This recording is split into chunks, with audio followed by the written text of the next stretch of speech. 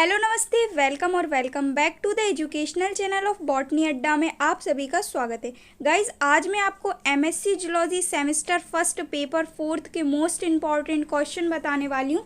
हिंदी और इंग्लिश दोनों में मैं आपको ये सारे क्वेश्चन बताऊंगी और 2023 में जब आपके एग्ज़ाम होंगे तो उन सभी एग्ज़ाम के लिए आपके जो क्वेश्चन है वो हेल्पफुल होने वाले हैं। ठीक है, तो चलिए स्टार्ट करते हैं आज का अपना topic, MSc zoology paper fourth के मोस्ट इम्पॉर्टेंट क्वेश्चन। तो आपका जो पेपर फोर्थ है उसका नाम है biomolecules and structure biology. So guys, paper fourth का भी एक बार आप सिलेबस चेक कर लें। आपका जो पेपर फोर्थ है उसका जो सिलेबस है थोड़ा सा चेंजेस आया है। सो एक बार आप पेपर फोर्थ का जो सिलेबस है उसे चेक कर लें। यदि आपका सिलेबस मैच होता है तभी आप इन सारे क्वेश्चन को जो है वो कवर करें, अदरवाइज बिल्कुल भी ना करें।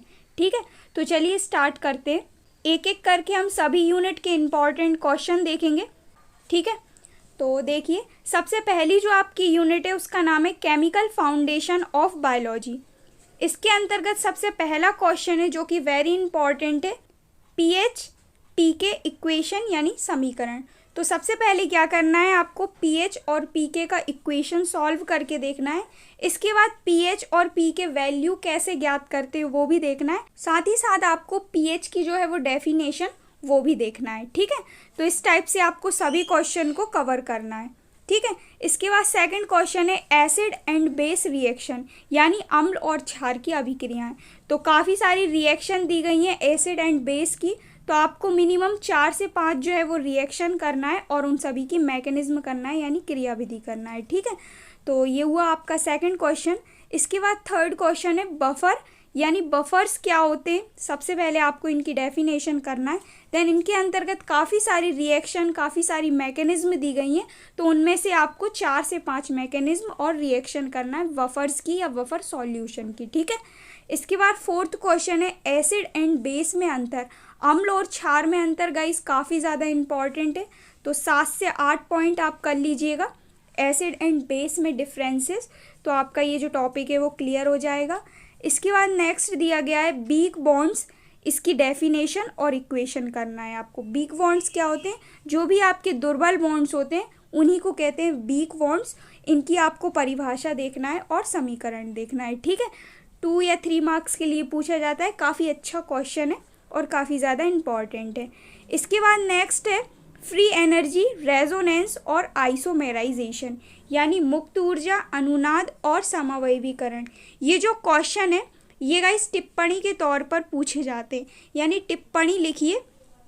तो आपको क्या करना है, सबसे पहले इन तीनों की डेफिनेशन यानी परिभाषा को अच्छी तरह से कवर कर लेना है। इसके बाद आपको इन तीनों की मैकेनिज्म यानी क्रियाविधि को करना है। ठीक है, क्योंकि ये जो क्वेश्चन है वो शॉर्ट और लॉन्ग टाइप में पूछे जाते हैं और टिप्पणी करके पूछे जाते हैं, तो इसीलिए आपको सबसे पहले इनकी डेफिनेशन करना है और इनकी क्रियाविधि जो है वो अच्छे से सॉल्व करना है। ठीक है, इसके बाद नेक्स्ट क्वेश्चन दिया गया है, एक्सप्लेन कीजिए मोनोसेकेराइड, ओलिगोसेकेराइड, न्यूक्लियोटाइड और पेप्टाइड। तो ये सारे जो क्वेश्चन है ये भी आपके टिप्पणी करके पूछे जाते हैं और कभी कभी इनमें डिफरेंसेस भी पूछ लिए जाते हैं, यानी मोनोसेकेराइड और ओलिगोसेकेराइड में डिफरेंस, न्यूक्लियोटाइड और पेप्टाइड में डिफरेंस, मोनोसेकेराइड और न्यूक्लियोटाइड में डिफरेंस। तो इन सारे जो क्वेश्चन है ये एक दूसरे से कंबाइन करके भी आ जाते हैं, डिफरेंसेस करके भी आ जाते हैं, तो इनको सबको आपको अच्छे से कवर करना है। ठीक है, इसके बाद नेक्स्ट क्वेश्चन दिया गया है, टिप्पणी लिखिए नैनो पार्टिकल्स और बायोमेट्रिकल्स यानी नैनो कण और बायोमेटेरियल्स। तो ये भी आपका क्वेश्चन अच्छा है और ये भी आपका क्वेश्चन जो है वो लॉन्ग टाइप और शॉर्ट टाइप में पूछा जाता है। ठीक है, तो आपकी जो यूनिट फर्स्ट है वो काफ़ी ज़्यादा लंबी दी गई है, काफ़ी ज़्यादा लॉन्ग दी गई है, तो इन क्वेश्चन को आपको छोड़ना नहीं है, क्योंकि ये सारे क्वेश्चन जो है वो प्रीवियस ईयर पूछे गए हैं और घूम फिर के यही क्वेश्चन आपके एग्जाम में पूछे जाते हैं बार बार। ठीक है, अब आपका जो पेपर फोर्थ है उसमें आपको एक छोटा सा बेनिफिट मिलने वाला है, वो क्या है देखिए मैं आपको बताती हूँ। आपका जो पेपर फोर्थ है उसके अधिकतर इम्पॉर्टेंट क्वेश्चन का जो एक्सप्लेनेशन है वो आपको चैनल पर वीडियो के तौर पर मिल जाएगा। साथ ही काफ़ी इजी लैंग्वेज में मैंने आपको नोट्स प्रिपेयर किए हैं ताकि आपको टॉपिक अच्छे से क्लियर हो जाए। तो मैक्सिमम क्वेश्चन के आंसर आप चैनल पर मिलेंगे प्लस नोट्स, एंड जिस भी क्वेश्चन में आपको दिक्कत हो या आपको समझ नहीं आ रहा हो तो आप मुझे कमेंट भी कर सकते हैं, मैं आपको एक्सप्लेन करने की पूरी कोशिश करूँ। ठीक है, अब बढ़ते हैं आगे, देखते हैं यूनिट सेकंड। तो यूनिट सेकंड में देखिए, सबसे पहले आपको क्या करना है, primary, secondary, tertiary and quaternary structure of protein, यानी जो प्रोटीन है उसकी प्राथमिक, द्वितीय, तृतीय और चतुर्थ संरचनाओं को एक्सप्लेन करना है या उनको समझाना है। ये भी काफ़ी अच्छा क्वेश्चन है और काफ़ी बार पूछा गया है, तो इसे आप अच्छे से कर लीजिएगा। और इसका भी जो है वो आपको वीडियो के रूप में एक्सप्लेनेशन मिल जाएगा चैनल पे। ठीक है, तो ये मैंने आपको डिटेल से समझाया है, तो आप चैनल पर जाकर चेक कर सकते हैं। इसके बाद आपको सेकंड क्वेश्चन करना है डीएनए एंड आरएनए का डबल हेलिकल स्ट्रक्चर, यानी डीएनए और आरएनए का डबल हेलिकल संरचना समझाइए। ठीक है, ये भी काफ़ी अच्छा क्वेश्चन है और काफ़ी इम्पॉर्टेंट है। इसके बाद नेक्स्ट क्वेश्चन दिया गया है role in RNA in gene expression, यानी जीन में आरएनए की भूमिका क्या है समझाइए।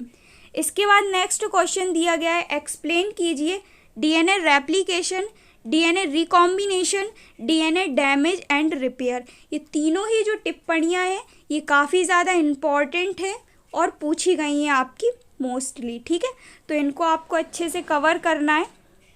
इसके बाद नेक्स्ट दिया गया है एक्सप्लेन कीजिए मेम्ब्रेन चैनल्स एंड पंप्स।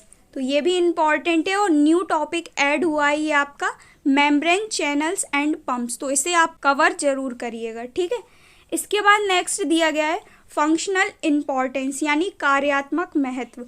तो कार्यात्मक महत्व सबसे पहले आपको करना है लिपिड स्टोरेज का या लिपिड संग्रहक का। इसके बाद सेकंड दिया गया है मेम्ब्रेन लिपिड्स का। ठीक है, तो इन दोनों के आपको क्या करना है, कार्यात्मक महत्व यानी फंक्शनल इम्पॉर्टेंस जो है वो करना है। ठीक है, शॉर्ट टाइप क्वेश्चन में पूछे जाते हैं। तो ये हुए आपके यूनिट सेकंड के इम्पॉर्टेंट क्वेश्चन, इन सभी को आप अच्छे से कवर कर लीजिएगा तो आपका यूनिट सेकंड जो है वो कंप्लीट हो जाएगा। ठीक है, सारे ही क्वेश्चन मैंने आपको इम्पॉर्टेंट बताए हैं। अब देखते हैं हम यूनिट थर्ड। यूनिट थर्ड में सबसे पहला क्वेश्चन दिया गया है बेसिक कॉन्सेप्ट ऑफ मेटाबॉलिज्म, यानी उपापचय की बुनियादी अवधारणाएं। ये भी अच्छा क्वेश्चन है गाइस, प्रीवियस ईयर ही पूछा गया था, उपापचय की बुनियादी अवधारणाएं। ठीक है, इसके बाद नेक्स्ट क्वेश्चन है मेटाबॉलिज्म की युग्मित एवं परस्पर क्रियाएं एवं प्रतिक्रियाएं और सेल्यूलर ऊर्जा संसाधन और एटीपी की क्रियाएं और प्रतिक्रियाएं। ठीक है, इसको भी आप कवर कर लीजिएगा। देन नेक्स्ट क्वेश्चन दिया गया है ग्लाइकोलाइसिस। ग्लाइकोलाइसिस क्या है, इसका पूरा साइकिल जो है वो मैंने आपको वीडियो में एक्सप्लेन किया है, तो आप देख सकते हैं, काफ़ी ज़्यादा इम्पॉर्टेंट है ये भी। देन नेक्स्ट है क्रेब्स साइकिल। क्रेब्स साइकिल जो है वो इसे सिट्रिक एसिड साइकिल भी कहते हैं। क्यों कहते हैं, कैसे कहा जाता है, कैसे बनता है ये साइकिल, ये सभी मैंने आपको वीडियो में एक्सप्लेन किया है, तो आप इसका भी पूरा कंप्लीट वीडियो दिया गया है, तो आप चैनल पर चेक कर सकते हैं। नेक्स्ट है ऑक्सीडेटिव फास्फोराइलेशन और प्रोटीन एंड इट्स रेगुलेशन। ये भी आपका अच्छा टॉपिक है। ठीक है, इसे भी आप कंप्लीट कर लीजिएगा। नेक्स्ट दिया गया है फैटी एंड मेटाबॉलिज्म सिंथेसिस। तो ये सभी क्वेश्चन दिए गए हैं आपके यूनिट थर्ड में। ठीक है, सारे ही इंपॉर्टेंट क्वेश्चन है ये आपके यूनिट थर्ड के। काफ़ी सारे क्वेश्चन के जो आंसर हैं आपको चैनल पर वीडियो के तौर पर मिल जाएंगे। ठीक है, तो आप कवर कर लीजिएगा। नेक्स्ट है फोर्थ यूनिट। सबसे पहला क्वेश्चन है एक्सप्लेन कीजिए आरएनए सिंथेसिस और आरएनए सैम्पलिंग। ये जो टॉपिक है ये भी आपका टिप्पणी करके पूछे जाते हैं। सेकंड क्वेश्चन है अमीनो एसिड का जैव संश्लेषण को विस्तार से समझाइए। अब देखिए गाइस, मैं आपको जैव संश्लेषण यानी बायोसिंथेसिस 5 से 6 बायोसिंथेसिस बताऊंगी। काफ़ी ज़्यादा इम्पॉर्टेंट है सारे बायोसिंथेसिस, तो आपको इनको बिल्कुल नहीं छोड़ना है, क्योंकि आपके यूनिट फोर्थ में बायोसिंथेसिस ही दिए गए हैं और 3 से 4 आपके पूछे ही जाते हैं हर बार। ठीक है, तो सबसे पहले आपको करना है अमीनो एसिड का बायोसिंथेसिस। देन सेकंड आपको करना है न्यूक्लियोटाइड का बायोसिंथेसिस, यानी न्यूक्लियोटाइड का जैव संश्लेषण को विस्तार से समझाइए। इसके बाद नेक्स्ट आपको मेम्ब्रेन, लिपिड और स्टेरॉइड का जैव संश्लेषण यानी बायोसिंथेसिस समझाइए। और नेक्स्ट दिया गया है एक्सप्लेन कीजिए प्रोटीन सिंथेसिस। ठीक है, ये जो आपका फिफ्थ क्वेश्चन है प्रोटीन सिंथेसिस, ये काफ़ी ज़्यादा इंपॉर्टेंट है एग्जाम की व्यू से यदि देखा जाए तो। ठीक है, तो ये सारे क्वेश्चन आपको करना है यूनिट फोर्थ के अंतर्गत। सारे बायोसिंथेसिस कवर कर लीजिएगा आप, और जो प्रोटीन सिंथेसिस है उसे अच्छे से देख लीजिएगा, ठीक है। इसके बाद देखते हैं हम यूनिट 5 जो कि आपकी लास्ट यूनिट है। सबसे पहला क्वेश्चन दिया गया है एंजाइम। एंजाइम में आपको क्या करना है, सबसे पहले आपको इसका क्लासिफिकेशन करना है, इसके बेसिक जो भी कॉन्सेप्ट हैं वो करना है, बेसिक ऑफ एंजाइम करना है, इनका नॉमेनक्लेचर करना है, इन सभी के कैरेक्टर्स करना है, देन इनको कौन कौन से फैक्टर जो हैं वो अफेक्ट करते हैं वो सभी आपको याद करना है। ये सारे आपको एक वीडियो के तौर पर मिल जाएंगे। इनका पूरा एक सेपरेट वीडियो मैंने अपलोड किया है, पूरा एंजाइम से रिलेटेड है, तो उस वीडियो को यदि आप देखेंगे तो आपका जो है वो एंजाइम टॉपिक पूरा क्लियर हो जाएगा, ठीक है, विथ नोट्स। इसके बाद नेक्स्ट है मैकेनिज्म।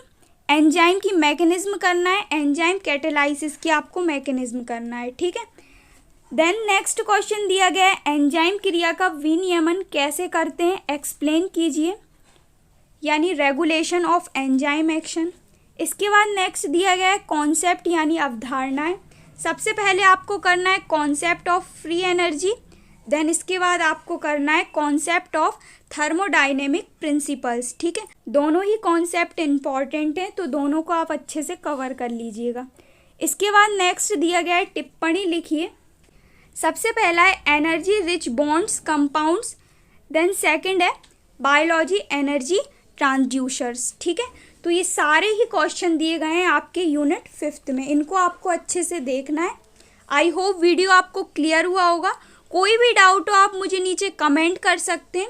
और जो आपका जूलॉजी फर्स्ट सेमेस्टर के चारों ही पेपर हैं, पेपर 1, 2, 3 और 4, सभी के इम्पॉर्टेंट क्वेश्चन मैंने अपलोड कर दिए हैं, तो आप चैनल पर जाकर, और सभी की जो लिंक है वो मैंने आपको डिस्क्रिप्शन में दे दी है, तो आप चेक कर सकते हैं। मिलते हैं नेक्स्ट वीडियो में न्यू टॉपिक के साथ। वीडियो लाइक और चैनल को सब्सक्राइब करना ना भूलें। So thank you so much for watching, keep on learning.